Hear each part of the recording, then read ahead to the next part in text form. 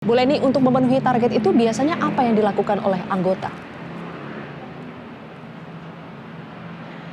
Tahun-tahun belakangan ini mereka mendirikan yayasan-yayasan sosial, kemudian mereka membayar infak itu dari fee yang mereka peroleh secara pribadi, tetapi juga secara yayasan ditarget sekian puluh % untuk langsung setoran ke atas. Itu yang perlu diketahui oleh aparat, ya, oleh masyarakat, dan juga oleh orang dalam yang sekarang ini masih mengoleksi donasi dari para donatur agar segera berhenti, karena bisa jadi itu terlibat pencucian uang, ya, karena maksud dari donatur itu pasti tidak untuk ke Al Zaitun. Sesuai proposal pasti mereka membayarkan atau mentransfer dana mereka itu untuk misalnya yatim piatu atau perbaikan masjid atau perbaikan musola, MCK dan sebagainya.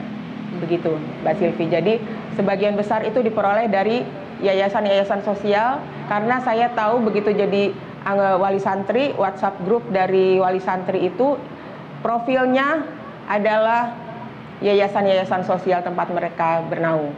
Seperti itu. Ya, sebagian kecil saja yang diperoleh dari nafkah mereka mencari kerja atau usaha.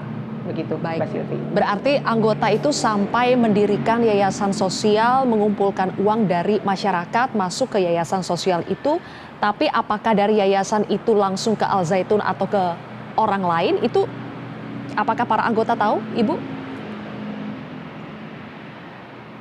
Ya, mungkin saja dari rekening yayasan ke rekening pimpinannya secara bertahap dan sampai kepada pihak Mahat Al Zaitun atau fungsional, atau mungkin bahkan rekeningnya Panji sendiri gitu. Dan ini adalah satu perbudakan.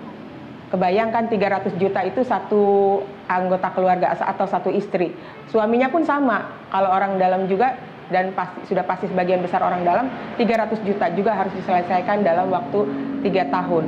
Dan ini benar-benar perbudakan yang harus juga melibatkan pemerintah untuk memperbaiki mental dari orang-orang dalam ini agar tidak menjadi peminta-minta atau juga penipu, ya, di sini. Nah, saya kalau ini dianggap sebagai perbudakan, di yayasan sosial, orang dalam ini masih mau melakukannya? Kalau ini dianggap sebagai perbudakan, kenapa masih mau dilakukan oleh orang dalam? Doktrin, Mbak. Saya juga sempat melaksanakan mencari donatur, tapi pada saat itu saya mau hanya sampai fee-nya itu yang diperoleh saya, waktu itu 20% dari tiap donasi itu saya transfer lagi untuk infak.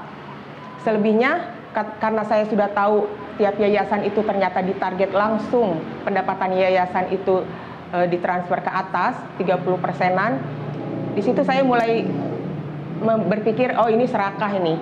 Ini mulai penyakitnya kumat lagi ini dari pimpinan, dari Panji gitu, ya.